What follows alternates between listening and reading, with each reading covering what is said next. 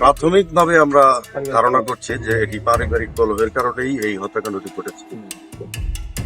ওই ভিকটিমের পরিবার অর্থাৎ ফোরকানের যে শ্বশুরবাড়ির পরিবার এবং স্ত্রী তাদের মধ্যে একটি পারিবারিক দ্বন্দ্ব রয়েছে বলে আমরা কিছুটা তথ্য পেয়েছি এবং সেই দ্বন্দ্বের কারণে এই হত্যাকাণ্ড ঘটে থাকতে পারে।